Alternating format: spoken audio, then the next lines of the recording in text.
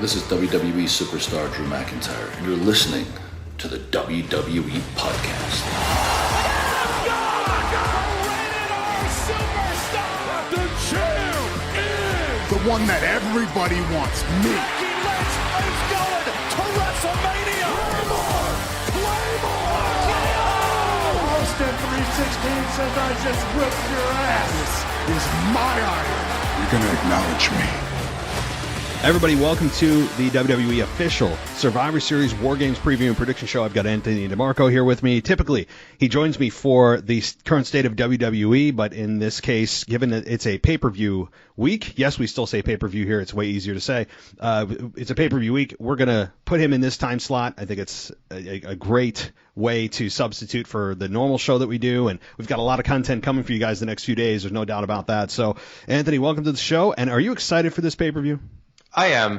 I very much am, because I think that the one constant theme of the Triple H regime, although we're, 5 months into it at this point, is that even when the product isn't at its best, it is always good to tune into pay-per-views, because I think that every single pay-per-view under Triple H's watch has over-delivered in a lot of ways.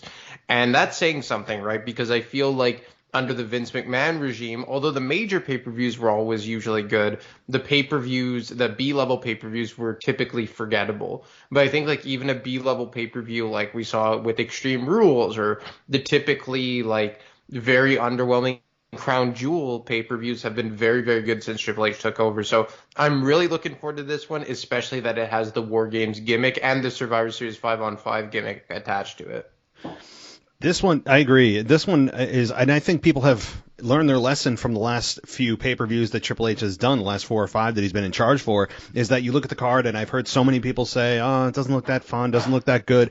I've not heard anyone come out of any of these pay-per-views going, man, that was an awful show. That has not happened yet. Now, small sample size, but I think with the guidance of Triple H right now, he is 5 for 5, or however many pay-per-views he's actually done, maybe more. But so far, I think he's done a very good job of over-delivering, as you said. No doubt about that. And right now, as it stands currently, again, we're recording, guys, early afternoon on a Friday, so we have not seen SmackDown. We have not seen any potential last-second changes. We don't know for sure, 100%, who that 5th member of the Women's War Games match is going to be. I think we have some speculative but probably accurate guesses here. So just giving a disclaimer there. But right now, as it stands, there are 5 matches for this event. And that would tell me that some of these matches are going to go like 20, 25 minutes, no? I think so, and that's typically been the theme under his regime as well, is a smaller card with longer matches. I think that's a lot better, right? Because I think a lot of times with Vince McMahon and how he operated at pay-per-view, specifically WrestleMania and the major ones, is that you just try and cram everyone onto the card. I think you've said numerous times, like giving everyone their participation trophy. And it left for a lot of matches that, in my belief, gave a lot of hot air to the pay-per-view, not a lot of meaning behind them. And I think that with Triple H, and now we're seeing this pay-per-view where there are a lot of multi-person matches, with the 5-on-5 theme being attached to Survivor Series for so long, I think it makes sense that you're going to be allocating more time to these matches. And I mean, I've always liked Survivor Series, not so much when they were doing the constant Raw versus SmackDown theme, but even going back like 20 years, I've always loved the 5-on-5 format because it presents something different. And I think it's the exact type of match and format of match that you really want to give more time to. Definitely. And, you know, I'm a big fan of also the 5-on-5 traditional. I know a lot of people think that just tradition in and of itself is boring. I don't. I think that WWE watered it down over the last 10 years of always making it Raw versus SmackDown with no consequence at all. Even when SmackDown got completely swept. I remember Shane McMahon was running SmackDown and absolutely nothing happened of consequence. So I don't miss that. I don't think the fans miss the fabricated and completely just phony brand versus brand rivalry that fans, how can you possibly have a vested interest? You just love the company. I mean, how can you possibly care about what brand really, what that wins? So this is going to be a lot of fun. This is for the first time in a long time. We are not going to be worried about brand supremacy. That really means zero. So now it's headlined by War Games matches that I've never witnessed a War Games match myself in its entirety. I've gone back, I've watched clips, I know what it's about. But have you seen a War Games match from start to finish yet? Never. I'm still a little foggy on what the rules are, and I know we got called out on your mailbag a couple weeks ago. Yeah. But no, I have no idea. I'm pretty much going in blind. I will be watching it with somebody who was a very big NXT guy back in the day, like I'd say 4, 5, 6 years ago. So I'm sure he could help explain it to me along the way. But it's exciting. You're having the War Games format brought in here to Survivor Series that I think really needed a facelift, which, like I said before, is sad because I've historically been a big Survivor Series fan, but obviously it's gotten very stale since 2016 when they essentially turned it into bragging rights. That's essentially what they did to Survivor Series going back to 2016. But I think it's going to get a fresh look here. And I mean, I think it's the main event in particular with the Bloodline against the Brawling Brutes and McIntyre and Owens is going to be a real breath of fresh air, because when's the last time we had a 5-on-5 for Survivor Series match based primarily on feuds and personal issues? And it's not just this contrived, predetermined match that we knew that was just already stuck into the calendar. You add in the War Games element, and I really think it's going to be an interesting match here. Definitely. And, of course, some potential surprise or 2 or 3 that we could throw out there of men and or women that could return, and we'll talk about that as we move on. But let's get into the card. I'll start with the Women's War Games match, which I would imagine actually would open the show. Anytime that there's a men's and women's parallel match with a ladder match or a TLC match or whatever, Hell in a Cell, they separate them as nearly as far as they can on the event. Makes sense. You don't want back-to-back same matches. So I would imagine the women's War Games match opens the show. I could be completely wrong, but I think the women's match does open with Bianca Belair, Alexa, Asuka, Mia Yim, and to be announced, which is, I mean, we all know it's either Becky or Sasha. I'm leaning towards Sasha Banks because I think that Becky Lynch might immediately insert herself into Ronda and Shotzi later on. It's maybe a little early for that, but that's my thought. Is it's Sasha Banks who comes in here, and it's her hometown of Boston. She's been teasing things on Instagram for the last few weeks, so I think that it's going to be a Sasha, the one who's the 5th member, and I think that she. While I honestly wouldn't reveal it on SmackDown, but apparently that's what they're going to do. They're taking on Damage Control and Nikki Cross and Rhea Ripley. I really am looking for, beyond, again, the potential Sasha Banks or Becky, depending on where you want to go on this, I think it's going to be a great match. I think that especially Rhea Ripley and Bianca Belair, who have not had yet their match that was scheduled several months ago, in which Rhea Ripley couldn't make it. She had dental issues among other medical problems. And now Bianca Belair and Rhea Ripley are on opposing sides. And while we don't have one-on-one, I'm really looking forward to that altercation. Ultimately, at the end of the day, I do think that we're going to have the babyface women's team, Bianca, Alexa, Mia, Yim, Asuka, and my pick of Sasha Banks, win this matchup. I'm looking forward to this. What are your thoughts? Yeah, I think I'm right in with you, because I do agree that Becky's probably going to come back and jump right into a main event program, and I think she's going to be going to SmackDown, and this has primarily been a Raw program, although obviously with the current rules or lack thereof, the brand split, they have been more loosey-goosey with it.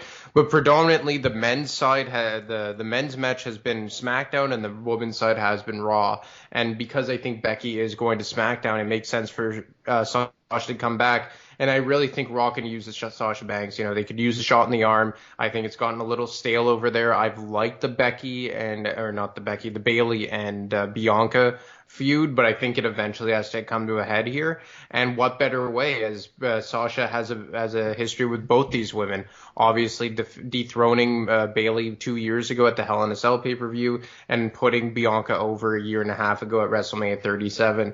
So yeah, I think it's a lot of fun, and to bring back Sasha in this element, I think she's going to get a big pop. Raw can certainly use her, and that's going to be interesting to see how they book her beyond this match as a babyface or a heel. But either way, they could hit the ground running with her on Monday Night Raw, given her respective histories with both the leaders of the teams. Yes. They can do so much with her on Raw. I feel like Sasha Banks has been relegated to SmackDown for so long that there's really untapped. She feels like completely untapped on Raw. And yes, she's worked with a lot of women on Raw already, but still, I think if you bring her back as a babyface, we've already seen Bianca Sasha twice, and we don't need to see it again in main event way. But you could have Sasha Banks work with Bayley and that whole group, or Rhea Ripley. You could have Sasha Banks and Rhea Ripley. Of course, Bianca and Rhea Ripley is a main event that hasn't happened yet as well. So right now, yeah, I think Sasha Banks goes to Raw, and I think that the women, I'm really expecting a physical match here. I'm expecting a lot of great near falls. I'm expecting a lot of this is awesome chants, especially given that it's the first match. The crowd's energy is at its highest. This is going to be a really good match. It could be one of the candidates for the match of the night. Even though there's 5 matches, it's still, I think, possible. All right, now we get to, let's see, what do we want to talk about next? Let's talk about Seth Rollins and Bobby Lashley and Austin Theory, a triple threat for the United States Championship.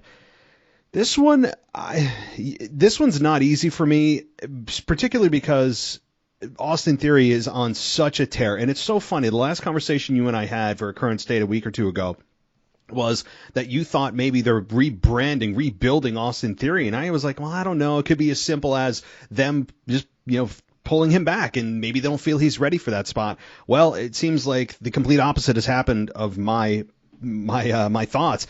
He has been anything but a forgotten, lost puppy. He has been showcased in multiple segments. He's been rebranded, reborn. He has been come out of his skin, whatever analogy you want to use. He has just gone on an absolute tear and said he's not the next anything, the youngest anything. He is the here and now. I love that. I mean, he has taken a loss and really used it to his advantage. And I love this new Austin Theory, which gives this match a very difficult outcome for me. Bobby Lashley's out. I mean, there's just no way Bobby Lashley wins this match. It's either Seth or Austin Theory. I really have a problem with this. I'm going to say Austin Theory wins. I think Austin Theory wins this matchup, wins the United States Championship, and then goes on his own tear. Your thoughts? Yeah, Bobby Lashley for sure isn't winning this. I would not be surprised if Brock Lesnar gets involved in this match. I mean, we haven't seen him since the pay-per-view in Saudi Arabia, Crown Jewel. So I wouldn't be surprised if he interferes and kind of takes Bobby Lashley out.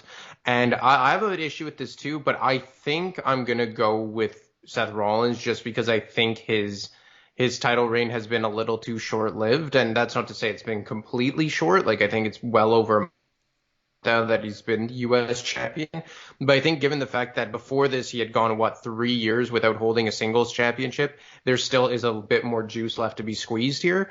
And that's not to say that I'd be shocked or disappointed if Austin Theory wins. And I think they're eventually going to get to that, maybe at a different pay-per-view. But I think that they're rebuilding Austin Theory from the ground up, which, I mean, we had kind of spoken about the last time we did the current state of WWE, when I had discussed that I thought that they actually had major plans for him, but they just had to kind of rebuild him and repackage him because Vince had maybe not done it irresponsibly, but I think it was just too much too fast for Austin Theory under the Vince regime, and now they're kind of correcting course with that.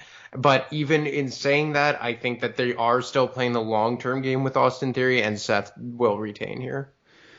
That's the struggle I have, is the one Achilles heel is exactly what you mentioned, that he has been champion for just a cup of coffee. He's barely had time to really enjoy that championship and reestablish himself as a singles champion. I totally agree. That's what makes this so difficult. And I'd give it like a 50-50 shot here. It's difficult for me. I'm sticking with my pick because I think that, it's slightly more likely given the trajectory that they've shot Austin Theory on the last few weeks. But would I hate Seth Rollins being dethroned? I wouldn't hate it if the goal is to continue Austin Theory on this path, this war path of just destruction and rebuilding himself. If that's the sacrifice I have to make for Seth Rollins losing a singles championship, I would say it's just barely worth it. But agreed. I mean, his title reign should be much longer than this. That's the struggle I have. But Bobby Lashley, sure. I mean, Brock Lesnar could get him involved here, no doubt about that. The problem I have with that is, though, that Brock Lesnar is the one that beat Bobby at the last event. So you would imagine Bobby's the one who would interfere in a Brock Lesnar match, not the other way around. But they're 1-1. So their third blow-off, their rubber match, has to be at some point. I agree. Yeah, the only reason I say that is because Bobby Lashley was the one that left Brock kind of dead in the corner in a lot of ways. Like, I don't think we've ever seen Brock that really banged up. And I think that they're going to have to wrap up this program before we get into like really WrestleMania season, before the Royal Rumble. And maybe this sets it up for the Royal Rumble, at the Royal Rumble pay-per-view rather. I don't know if they're doing are they doing a day one pay-per-view or not? I don't think so. And it's too bad. I actually really like that pay-per-view. I don't know about you, but I found it pretty cool. I thought it was cool to have over the holidays as well. But if they don't, then it would set it up for Brock versus Bobby for their final match at the at Royal Rumble. But look, obviously not a slam dunk. We saw Brock not too long ago, and we know he takes wide gaps in between his appearances, so I completely am not fully expecting him to be there. But I wouldn't put it past them to bring Brock back here and set up the rubber match between him and Bobby Lashley. And as for the Austin Theory thing that you just alluded to, I agree. Like, I would arguably prefer Austin Theory to win here. I just don't know if they're ready to pull the plug on Seth yet, because what are you going to do with Seth if he loses that? I guess then you could start just an individual program between Seth and Austin Theory. So I could see it from that regard. But I just think that Seth has just lost so many big time matches here, that specifically at pay-per-views, he's just had such a hard time racking up victories over the last 3 years or so, that I think that pulling the plug this early on would be damning for him, because I don't even think he defended that title in Saudi Arabia. So his first pay-per-view defense of the championship, he would drop it. But then again, I keep saying they can't keep doing this to Seth, and they keep doing it to him. So who knows at this point? Yeah, that's true. That's true. We always keep thinking they're not going to do it to Seth, but I think the one way you protect him is that he doesn't take the fall. I mean, you could have Seth Rollins hit the stomp on Lashley, and then Theory's the one that takes advantage of the stomp and gets the victory, and Seth has nothing to do with the decision. So, I mean, that's one way you could protect him, by losing the belt, but also not having him be the one that's pinned. And as we get later in the year, this is just a general rule of thumb, as we get later in the year towards WrestleMania, heels are more frequent, or they're more likely to become champion, because the babyface chase to WrestleMania is more fun and there's more story to tell there than babyfaces going in and defending. Not to say that there won't be babyfaces defending. I could see Bianca Belair going in defending her Raw Women's Championship, so it's not a hard and fast rule, but I think as generally you move towards WrestleMania, babyfaces drop their belts to heels. So I think that right now, it's not an easy matchup. This is a difficult matchup to call. It's going to be Bobby Lashley taking the fall. It's just a matter of who gets it. I'm going to say Theory, you say Seth. So, all right, let's go to the next matchup here. Let's go to Ronda Rousey and Shotzi. You know what? I'll toss it to you before I give you my thoughts. I have a bad feeling this is going to be an epic squash match. I have a really bad feeling that they are just going to absolutely steamroll Shotzi, because I want to say that she's going to fight the good fight and all that, but then how realistic is that? Like, they are trying to book Ronda as a complete monster here. So I guess in some way, if you get some outside shenanigans from Raquel Rodriguez or maybe Becky Lynch, potentially they could make this more of a nail biter. But I think it's just going to, they're 150% Ronda's winning this and coming out as champion. But I have a feeling here that we may see just a complete squash, because you know what? I think Shotzi has potential here, but let's be honest, she is nowhere near cup championship contender worthy. No, she's not. I think the best, if you're a Shotzi fan, the most you can hope for is that she gets a couple near falls, a hope spot or two, where we actually be, oh my God, wait a minute, she could actually win. One of those deals, kind of like with Logan Paul and Roman Reigns, where like you're just worrying about the quality of the match, and you're worrying, you're hoping for a moment or two of making them. Giving us that moment of belief, that moment of like, oh, wait a minute, oh my God, it could happen. That's all you're looking for here, because this one is a slam dunk, bet the house on type of result that Ronda Rousey retains in some form or fashion. Maybe to save Shotzi, they just have Ronda Rousey, get intentionally disqualified, right? Like they, have her just beat her down with a chair. This is not a no DQ match, so maybe Ronda Rousey just snaps and brutalizes Shotzi. The championship obviously doesn't change hands with the disqualification, so maybe that's what they do instead of just burying Shotzi. That, to me, I would actually do that instead of just squashing Shotzi if you're trying to build new stars. And I think that right now you could have Ronda Rousey, or rather Shayna Baszler get involved here. Maybe when Shotzi has an opportunity, we get Shayna Baszler injecting herself, and then Raquel Rodriguez comes out to even the odds, as we've seen so many times on SmackDown already. But do I ultimately think that Shotzi wins? Hell no. Ronda Rousey, you and I agree, retain. The question to me on this match is there any chance of a Becky Lynch return here where, and again, this is where I think it's a little too early still, and I'm imagining you would agree, but we'll see, that there's a chance at least that at the end of this, we have Becky Lynch have her music hit and then just have a stare down. It seems a little far-fetched because it's still, we've got some time to WrestleMania. What do you think about that potential? I would typically say it's too early, but because of the Shayna Baszler factor in this, I think they could make it work and stretch it to Mania, because as we know, Becky and Shayna Baszler have a history as well. So maybe you could have a build to a pay-per-view match where you have like Becky and partner X against Baszler and Rousey. Or maybe there's a pay-per-view match of, Becky has to go through Shayna Baszler to get to Ronda Rousey. Because of the Shayna Baszler factor in all this, I think there's a way for creative to build this and kind of spread it out in an interesting fashion that stretches it all the way to WrestleMania. And yes, if there is a day one pay-per-view, that means that there's 3 pay-per-views along the way that you eventually have to, make up time for. So you do have a big point that it may still be too early. And I do think that ultimately it would be too early to bring her back and start that program already. But I will say that I think that they could make it work just because Shayna Baszler's involved. Yeah, they could. And I looked at the pay-per-view schedule right now, and I don't see anything still for December or a day one pay-per-view. It looks like we have a 2-month gap right now still between Survivor Series and Rumble. So 60 days we have, which is the longest time ever that I can remember as a fan in WWE world where there's been that big of a gap in pay-per-views. I don't hate it. It's really just striking to see. So they've got a lot of time to fill and a lot of programs to work on. But ultimately, do I think it's going to happen if you put a gun to my head? No. I think it's going to be a brutalization of Shotzi, and that's pretty much it. And Ronda Rousey stands tall and the crowd boos. That's probably what's going to be happening. But I'd give it a 25% chance that Becky Lynch shows up and they start their program here.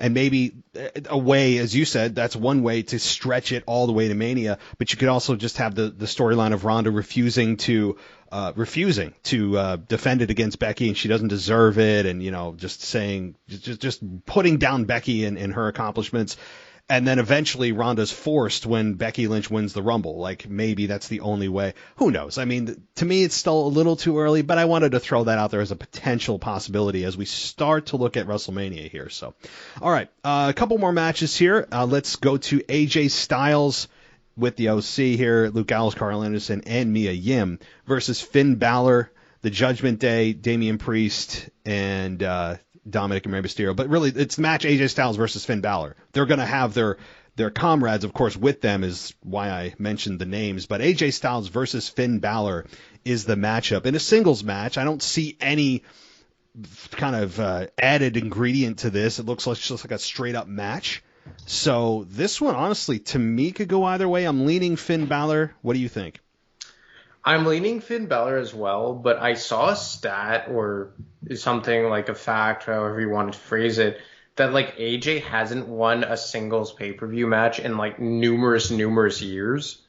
And to me, I think man, that's got to change eventually. But if you look at it from a long-term outlook, I think that there's more plans and more tread left on the tire for Finn Balor.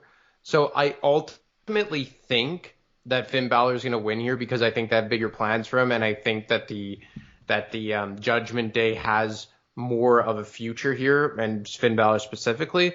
But I feel like it's so sad right now to see what they're doing with AJ Styles. I thought briefly with the OC returning, it kind of breathed new life back into him, but it seems like he's regressed right back to where he was. So I'm hoping that AJ Styles wins because I think he needs it, and I think you could get one more main event run out of the guy.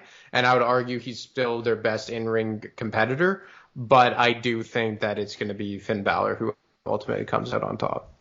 I'm with you. Yeah, this one isn't a slam dunk. Again, I don't feel super confident about this, but I just don't see. There's more of an upside for Finn winning this than AJ. Like if AJ wins it, it's like okay, cool. He took out the leader of the Judgment Day. Now what? Like you ultimately know this is not the match that they want for like the blow off of this group where the group is finally defeated by another star. AJ Styles isn't that guy. I mean, he can have some nice matches with Finn. He may get a victory here or two, one or two on Raw or something. But on this stage, I think Finn Balor gets the victory.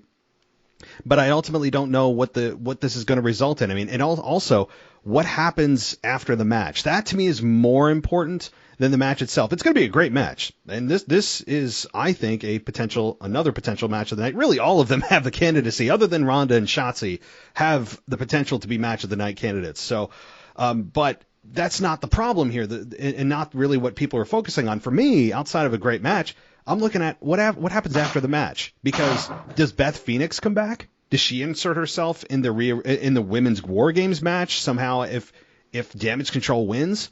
Or does she, if Rhea Ripley's ringside for this, end up coming back to even the odds with Rhea Ripley? I mean, Beth Phoenix is out there. I think she has the potential to do this. Or Edge. How many times have we seen that formula? Which is getting really tiring. I'm sorry. Even Beth Phoenix. Like, how many times are we going to see them get their heads and skulls crushed in with a steel chair or whatever, and then they return and we're all supposed to be like, whoa, we didn't see that coming. It's been like 6 times, I feel like.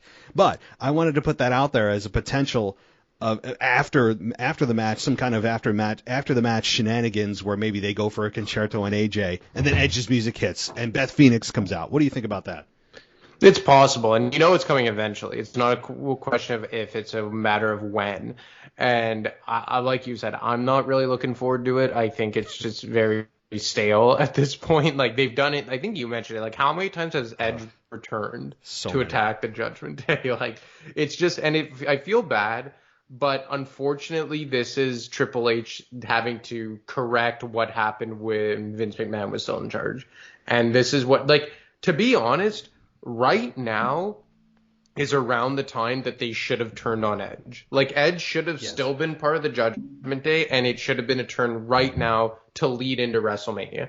But what I don't understand here is that, like, the blow-off is done, kind of. Like, Finn Balor won the one-on-one I Quit match. So, like, I don't really know how else they're... Like, I get it, he can chair Toad Beth, and you're probably going to have a mixed tag team match of sorts. Probably that would presumably culminate around the Royal Rumble. I hope to God they're not going to stretch this all the way to WrestleMania. But unfortunately, I'm not looking forward to it because I like what the Judgment Day is doing right now on their own. And it kind of sucks that you have Edge and Beth Phoenix lingering in the background because it's coming. There's no way around it. Yeah, I mean, like, it does suck. But I would imagine you and I are still in the minority of people that are not really looking forward to it, and I have the utmost respect for both of those individuals, but it's overplayed, and it's a card that has been used over and over and over, and I know Edge can't compete every night, and it's kind of how they have to stretch his career as far as it can go because of his age and the mileage on his body. I understand all that, but it's just, can we come up with a different formula? Can we come up with something different here besides them just getting their necks broken and then somehow making a return every time? I don't know. I'll roll with it. I'm not going to boo it. I'm not going to crap on it as far as, when it happens, but it's just like, yeah, can we just get to it and have this be done and over with? I'm ready for this program to be over with. Can we just have the return, have the final match at Rumble or wherever, probably the Rumble, and just be effing done with it? I'm over it. Beth Phoenix and Rhea Ripley one-on-one is probably going to come out of that. Or if not, like you said, a mixed tag match could absolutely happen as well. But yeah, I'm done with this and ready to move on. So, all right. So we both picked Finn Balor in this one. Let's get to, I think, the final match here, and that is the men's War Games match. The Brawling Brutes with Drew and Kevin Owens versus the Bloodline. Take it. I'm picking the babyface team. I am, because I think that if the Bloodline wins, that's kind of point final. It's over. There's nowhere else to go. If the Bloodline wins. If the babyface team wins, I don't know what else to call them. I guess the Brutes and Co. That's what we'll call them. If the Brutes and Co. win, then there's a whole new can of worms you could open, because I think they want to get to a Sheamus versus Roman Reigns match. Obviously, Roman Reigns would win, but still would be a fun match. They obviously have history specifically at Survivor Series, which I like that Michael Cole alluded to last week, which was really cool. And I think that then maybe you could set up like a fatal four-way match at Royal Rumble with Kevin Owens and Drew McIntyre, or even at bare minimum a triple threat match. And I just think that if the Bloodline wins, it's just like they won, the babyfaces lost, that's it, and move on. But on the other hand, that if the Brawling Brutes win and co, you can kind of break it into more matches for Roman Reigns, and there will be more internal struggle from within the Bloodline, because I think that at one point or another, something is going to happen to progress the Sami Zayn storyline here, probably specifically with Jey Uso and Kevin Owens. I think we're going to see a lot of storytelling in the story within the story. And I just think with the Bloodline losing, that is where we're going to see the big kind of story development. Because if the Bloodline wins, it's just another notch in Roman Reigns' belt, and there's nowhere really else to go with it. Yeah, you hit on the biggest thing for me, and that is that it's the storyline of, this could be the beginning of the end of the Bloodline, as we know it now, right now. The very beginnings. I mean, I'm not saying it's going to all collapse in a month. It's going to take time, but this could be the first crack in the armor of the Bloodline, where we have potentially Jey Uso or Sami Zayn take the pinfall. One of them may, which would lead to internal disagreement. Jey Uso and Sami finally come to blows. They're throwing punches at each other next time on SmackDown. Roman Reigns is scalding them. And then we have to find out where the loyalties lie. Where does Jay's loyalty truly lie? Where does Sammy's? Where does Roman Reigns? Who is he going to blame for the loss? To me, there is so much more that's gained from the Bloodline losing than from them winning.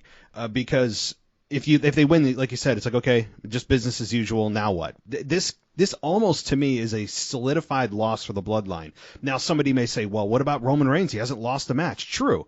He hasn't been pinned. But if he takes the loss in association with, but not involved directly in the pin, then that's fine. I have no problem with it. I'm not worried about that. I think they're more concerned really about the championship reign continuing and then the 1,000 days that's coming. So I'm not worried about that. They can say that he hasn't been pinned in over 2 years or 2.5 years and maintain that with truth. So I think that right now it's going to be Sami Zayn or Jey Uso taking the pinfall, and that's going to come to absolute blows with one another at the end of the pay-per-view, or maybe at the next SmackDown, in addition to the Kevin Owens and Sami Zayn dynamic. I'm really looking forward to seeing how they interact individually with one another in this match. Do they hesitate before hitting one another? What's their eye contact with each other like? That kind of thing. I'm going to be really more focused on Kevin Owens and Sami Zayn than anything else in the matchup, because that's where the storyline is going to be for me. That's the beginning of how things are going to disintegrate for the Bloodline, is the Kevin Owens and Sami Zayn relationship, and how that plays out. So I don't know. Those are my thoughts. I totally agree. I think the Bloodline has to lose this for storyline's sake. Yeah, because the thing is where do you go if they win? Like, it just wouldn't advance anything. And then you just kind of say, like, okay, well, the Brawling Brutes, they lost. They have nothing else to fight for. But now if they win, then you could even play on the Kevin Owens thing with Sami Zayn, saying just like, oh, you're part of a losing group. And I do think that if they win, you could then justify having Drew McIntyre maybe get back into the main event team in the interim with a Sheamus. Like, imagine like a triple threat match between Sheamus, Drew, and Roman Reigns. Like, obviously we know that that Roman would win, but isn't that just a great interim main event match for a pay-per-view along the way to which would presumably be his main event match with The Rock at WrestleMania? Oh yeah, I love it. I mean, Sheamus right now is at probably the best spot he's ever been in his entire career.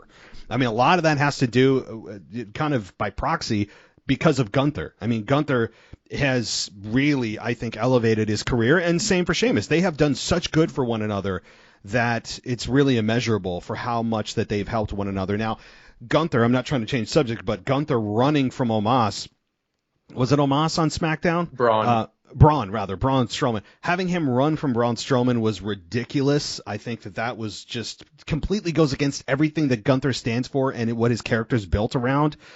just tough, immovable, not a chicken, what heel. Like that completely undermines everything that Gunther is and stands for. I hated that, especially with Braun Strowman. But my point was Gunther and Sheamus have done wonders for each other, and I would love that. Yeah. And I think that that's a good opportunity here for them to do it. And you could then say, okay, well, now the Brawling Brutes have another chance at the Unified Tag Team Championships. It's like I referred to back in 2004, where the babyface team defeated the heel team that included Triple H as world champion. And therefore, all of the guys on the babyface team gave themselves a shot at the World Heavyweight Championship. I just think that typically, obviously not all the time, but typically Survivor Series is a pay-per-view that is tailor-made for babyfaces to win, because then it's kind of like a trickle-down effect in the succeeding weeks of kind of like giving justification for the babyfaces to go after the championships leading into Royal Rumble season. Yeah, it is. I'm Survivor Series used to be one of my top 2 pay-per-views, and it has fallen over the last 5-6 years because of the silliness with Raw and SmackDown. But this is the time for Survivor Series to be redefined, and the pay-per-view itself to be redefined. That I think is what's happening this year, and with Triple H getting away from that silly crap that we've seen the last half decade. But also, nobody's really talking about this. This is just yet another pay-per-view in which Roman Reigns is not defending his championship. How many of these have we seen? And it feels like, you know what I mean? Like no one's talking about that because everyone's so distracted by the really just brilliance of Sami Zayn. Without Sami Zayn, I think this would be fans would be screaming and yelling even more. But Sami Zayn has distracted people enough with how much great of a job he's done. The focus has been on him, but eventually it's coming back, and no one's talking about it. Like another pay-per-view in which Roman Reigns is not defending his championship. So I don't know if this is accurate, but off the top of my head, it seems like Roman Reigns has only defended his championship at 3 pay-per-views since WrestleMania. That's crazy to me. Yeah, and they've all come since Triple H took over. At SummerSlam, Clash at the Castle, and Crown Jewel. So before that, he didn't defend it at all at a WrestleMania since WrestleMania. At a pay-per-view since WrestleMania. That's nuts to me. That's just how that tells you. I mean, because again, Sami Zayn is the MVP of SmackDown right now, and really, of WWE. Sami Zayn himself has done such a great job that he's not only been able to distract us from the just insanity and screaming and yelling as we did as fans, and not just you and I, others, many other fans have done since WrestleMania, that like, God, can we get rid of Roman Reigns as champion? This is enough. But he's not only distracted us enough to forget about it for the time being, but also almost turned Roman Reigns babyface and turned the entire group babyface. It's amazing the effect that Sami Zayn has had, but I think it's all going to start breaking down tomorrow night. Everything starts tomorrow night with the real true split. However it happens, Sami Zayn and Jay are going to be at the forefront, but eventually I think the entire bloodline is going to turn on Sami. I think you and I think we came to that conclusion, didn't we? Oh, yeah, it has to be. Like, it's coming. We're barreling towards that very, very fast. It's just a matter of time, and I think somewhere between now and the Royal Rumble, it's going to happen. Because at WrestleMania, I think we're going to get some variation of Sami Zayn and Kevin Owens going against the Bloodline. I'm not sure if it's going to involve the World Championship. I guess that depends on The Rock, right? Which, I mean, we're kind of getting to that point again. Like, I remember last year around this time, I was expecting The Rock. I listened back to your review of Survivor Series of last year, and you were saying that if it's not at Survivor Series, or that he didn't show up at Survivor Series, it means that he's showing up at Raw that very next night. And I mean, I was in that boat with you, but I mean, we're getting to a point now where we have to start expecting him to show up, no? I was just that's so funny bringing it up. I was going to ask you, because I have to now, because I feel like it's just customary. Do you think The Rock shows up? I'm like, how many times have I said this over the last effing 2 years of pay-per-views? But do you think The Rock, there's any potential that The Rock shows up? It doesn't seem like a scenario or a match in which it would make sense for The Rock to be here, but do you see any possible way? I mean, I guess. I think it's too early. I think somewhere in January is where we see him, because I can't see him, because we're 5 months out? Yeah. From I can't see it. Well, I guess 4.5, but I just can't see him putting away that many months. Like, I think he's gonna probably like block out maybe 2-3 months max out of his schedule, but 4 or 5 months, I think you're asking a lot. And I do think that between now and the Royal Rumble, they're really gonna invest in like a Roman, Sheamus, maybe Drew type of angle and build to that. So I'm gonna say no. I guess never say never, but I don't think he's coming back tomorrow. I would agree. Yeah, I'm done. And now watch. This is the one time I've said there's no chance, and his ass is going to show up. But I just don't, like you said, because then what do? Just have Roman not defend or hold or do anything with his championship for 4 months because The Rock's challenging him for his belt? Like you can't do that. So yeah, I would agree. I would say there's like a 5% chance, if I was going to put a number on it, of The Rock showing up. The match doesn't make sense. The venue, this is more around Sami Zayn and the disintegration of the bloodline, turning on Sami, eventually making Sami a mega babyface. He already kind of is, but really solidifying it. Kevin Owens is dynamic. Do they have a tag team? All that stuff that we've talked about. But I don't think The Rock shows up here. I think that it would, you've got 4.5 months. That's a lot of time to eat up of people, challenging for Roman's championship or not over the next 4 months. And it would be a weird situation that they'd have to book themselves into, where if it's a championship match and if The Rock says, that I'm coming for your belt, well, then for sure the next 4.5 months his belt is going nowhere. So you can't do that. I would agree. It's got to be Rumble. Rumble this year is going to be huge in so many ways. With Cody Rhodes' potential return, Becky Lynch, if she doesn't show up here, she's definitely going to be an entrant in the Rumble. The Rock, I think if The Rock doesn't show up at the Rumble, then all bets are off and they're going to have to go with a different main event. But the Rumble to me is going to be massive this year. Yeah, well, it's going to set up a massive, massive opportunity going forward with where we're going to go for WrestleMania season. Because, if it's not going to be Rock, then they really have to start planning an exit strategy or just something for Roman Reigns. If it's not Rock, I would assume it's Bray Wyatt. It has to be. Oh, yeah, and I'd actually, in some ways, prefer that if it's a title match. You and I have talked about that so many times. But, Rock Roman has to happen. Bray and Roman has a lot of history in and of itself that they have to get to. So definitely, yeah, Bray and Roman, I wouldn't hate that as a main event for WrestleMania. That is absolutely, to me, worthy of a WrestleMania main event. So, I wouldn't hate that either. But one last question, and then we'll wrap it up. Totally off topic as far as this pay-per-view goes, but Stone Cold Steve Austin, I'm sure you've seen some of the rumors that Stone Cold is working towards another match. He felt great after his match with Kevin Owens last year and in Dallas, and that he's been working out, and he has. If you look at his Instagram, like all he's doing and posting are pictures or videos of him doing cardio, doing weights, doing all this stuff, but it's the frequency in which he's doing it, and he looks a lot leaner than he did last year. I would imagine that he's now got much more time to prepare for a potential match at WrestleMania. I don't think it's out of the realm of possibility at all that he comes to WrestleMania and has a true match where he actually takes his shirt off, has his black trunks, black boots. He looks like Stone Cold Steve Austin. So do you think that he's preparing for a match, and do you have any possible idea of who it could be? I think he's coming back for a match, 100%. I know I saw someone suggest that maybe he's going to take over the Undertaker schedule, and I think that is a big possibility. And honestly, there's a lot of people that you could, go down the road with, maybe an Austin Theory because of what happened at last year's WrestleMania, maybe a Seth Rollins.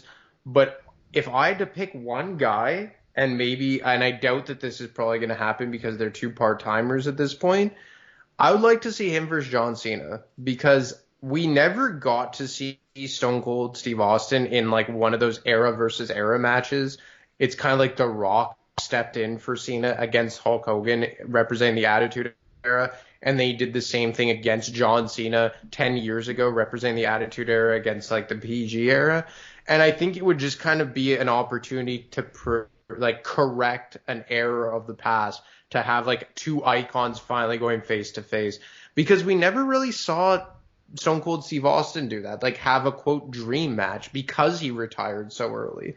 And I think that would be something I would like to see.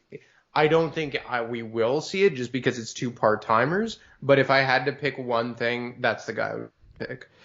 He's on the list, definitely. And John Cena has said he's not done with WWE. He said he's got more than one match left in him. So you would imagine multiple WrestleManias or SummerSlam here and there. And I think that's great. But there's rumors of Logan Paul and John Cena this year. And I understand that reason or that logic as well. But if I had my pick of anyone currently on the roster that's realistic, I would say John Cena is realistic. I think Brock Lesnar is realistic.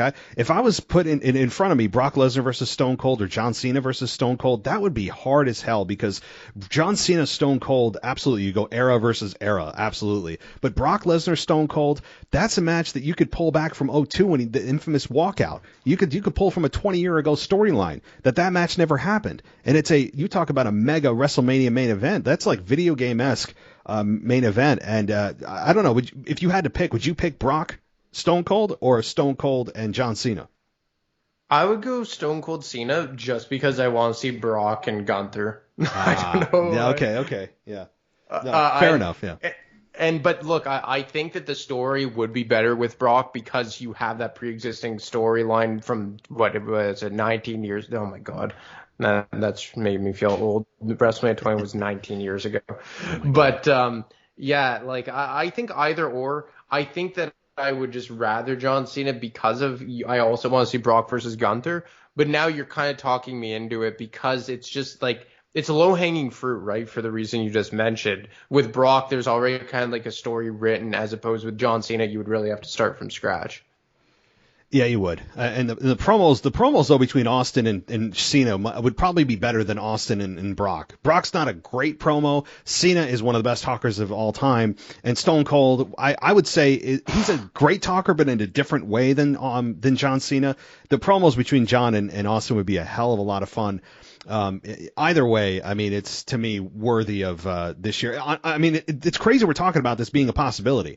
So yeah, all right, well. Thanks so much for coming on. Guys, if you want to check out Retro, we're going to be doing a new episode this coming week. With the pay-per-view this past week, we kind of took a break. We didn't want to overflood your feed with too much audio, and there is such a thing, I promise. So we wanted to wait until next week with a new Retro. But if there's anything else you want to share or plug, this is your time.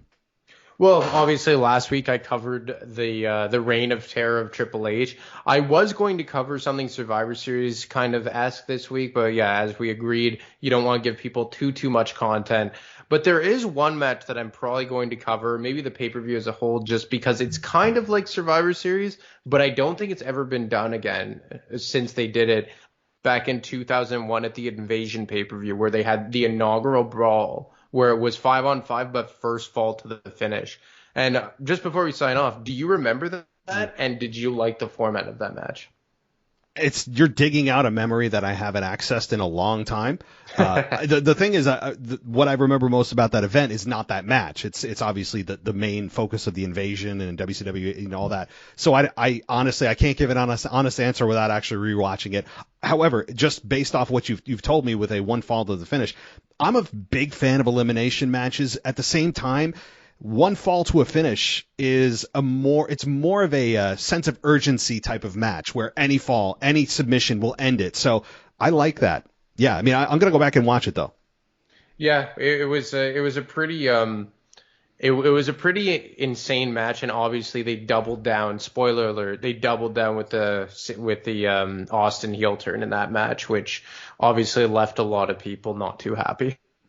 Oh, they did. That's right. They had him because he had just come back. Angle. Yes, he saved the WWF, stunned everybody the Monday Night Raw before, and the fans were like, "Yeah, the old Stone Cold is back."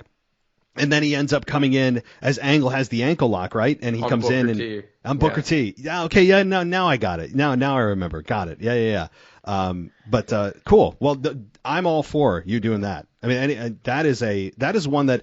And if you listen actually like JR and people that have done the creative when that time actually happened, they felt they failed the Invasion angle. They felt it could have been a whole lot better. Do you I mean, I'm not trying to get into a long conversation about this. Do you think that they kind of failed the Invasion angle, or was it kind of like middle of the road, or how did you feel generally about it? I mean, it definitely wasn't what it should have been, but like at the same time they couldn't get the WCW talent over, so what did you want from them? The two biggest stars that they had from WCW was Diamond Dallas Page and Booker T. So, I mean, what did you really want them to do? And what they did to compensate is that they made WWF guys defect to WCW. Like Austin became a WCW guy. Even Kurt Angle went over to the Alliance. And I think that's what they had to do to compensate. Like, you look at the winner take all match on at Survivor Series 01 of WWF versus the Alliance. There was one WCW guy on that team. That was Booker T. Because the rest of the guys were Stone Cold Steve Austin, WWF, Kurt Angle, WWF, Shane McMahon, WWF, and Rob Van Dam, who was ECW. But then if you look at if they had the talent, like if you had an actual WCW versus WWF match, who would you have on WCW? For me, it would be the three NWO guys, Goldberg and Sting, and they didn't have access to any of those guys, which kind of made it a problem. And you didn't have Triple H as well. So, I mean, you kind of had Triple H miss that entire program. So, yes, they did fail that angle, but a lot of it was out of their control. Yeah, the star power when they came in, and I remember that, and I wasn't really as smart to the business as they say back then, and I was watching, I was like, wait a minute, where the hell's Hogan? I mean, where are the big stars? And you come to learn that they're just getting paid by Ted Turner because they had guaranteed contracts. Why are they going to come in to do anything when they've got guaranteed money for the next year? And I totally understand that. But yeah, it was just a bad time. It was just bad timing. You wonder, well, maybe they should have waited until they had every guy available to maximize the storyline. It's all just kind of 2020's hindsight, and it is telling that they had to take WWF guys and make them WCW stars because they had a lack of star power on the WCW side. That's all you need to know about it. I don't think it was a massive flop. I still remember being very invested in this, and heavily invested into it, especially at the top with Austin and when The Rock came back and Vince and Shane were out there and trying to convince him to come to Raw or come to WWF or join WCW. He eventually rock bottomed both of them and decided he's coming to WWF to counter Stone Cold on the WCW side.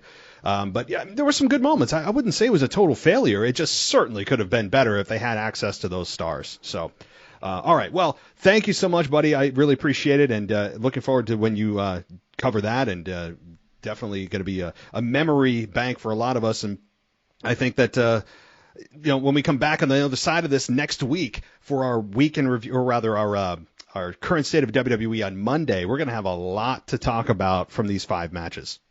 Oh, yeah, it's going to be really interesting, and I think we're really going to get on the road to WrestleMania at this point. Absolutely. So, looking forward to it, and I will talk to you next week, man. Yeah, man, looking forward to it. Bye. Thanks for listening to the WWE Podcast. Don't forget to subscribe on your favorite podcast app so you don't miss a show, or head to WWEpodcast.com. And for all of these shows ad-free, head over to patreon.com/WWE Podcast. Until then, we'll see you next time.